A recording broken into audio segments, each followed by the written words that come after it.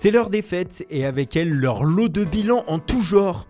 L'an passé, nous avions établi un top 10 des joueurs ayant été les plus rapides sur un terrain de foot. Nous vous proposons en cette fin d'année 2019 d'actualiser le classement et de voir qui a été flashé en excès de vitesse cette année. Attachez vos ceintures. En 10e position, on retrouve Leroy Sané.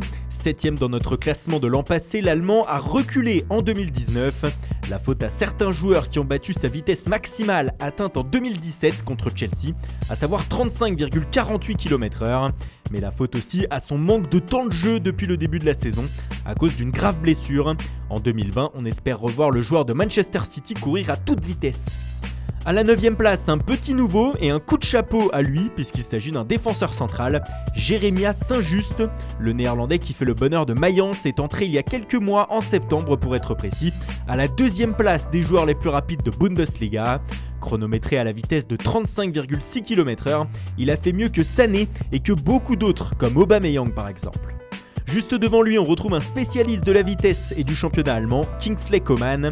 L'ailier français était un tout petit peu plus rapide que Saint-Just avec une vitesse de 35,7 km/h atteinte à Paderborn en octobre dernier, ce qui le place en 8e position dans ce classement. Mais on ne doute pas un seul instant qu'une fois débarrassé de ses blessures, le Bavarois va encore grimper dans ce top 10 et dépasser les 36 km/h. Les 36 km/h justement atteints il y a maintenant pas mal d'années par Orlando Berrio. Le Colombien a reculé d'une place dans notre classement avec cette vitesse de 36 km/h pile atteinte lorsqu'il évolue en Colombie. Le voilà à la 7e place. Il évolue toujours à Flamengo même s'il ne joue pas beaucoup. Sous les ordres de Jorge Jesus, il a donc remporté la Copa Libertadores il y a quelques semaines sous les couleurs du club brésilien. À la 6e place, un petit nouveau bien connu de la Ligue 1, Youssef Attal. Le Niçois actuellement blessé pour de longs mois était pourtant en grande forme en début de saison. En septembre, lors du derby de la Côte d'Azur contre Monaco, il a été flashé à 36,6 km/h. Une vitesse incroyable dont on ne soupçonnait pas l'Algérien. Il se retrouve donc aux portes de notre top 5 pour quelques mètres par heure. Le top 5 justement avec en 5e position Gareth Bale. Le Madrilène n'a pas bougé de sa position de l'an passé et n'a pas fait évoluer sa vitesse de pointe. Elle reste à 36,9 km/h et pour rappel elle a été effectuée lors d'une finale mémorable de Coupe du Roi entre le Real Madrid et le FC Barcelone en 2014. Lors de la prolongation, le Gallois avait débordé Marc Bartra en poussant le ballon et en sortant des limites du terrain lors de sa course, tout simplement légendaire. Au pied du podium, nous avons Arjen Robben. Le néerlandais qui a pris sa retraite à la fin de la saison dernière perd une place cette année dans notre classement.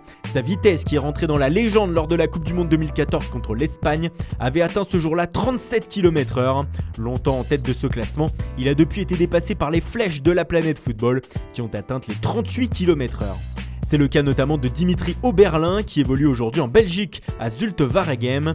L'attaquant suisse prêté par le FC Bâle cette saison avait réussi avec la formation helvétique à atteindre la vitesse incroyable de 38 km/h lors de la saison 2016-2017.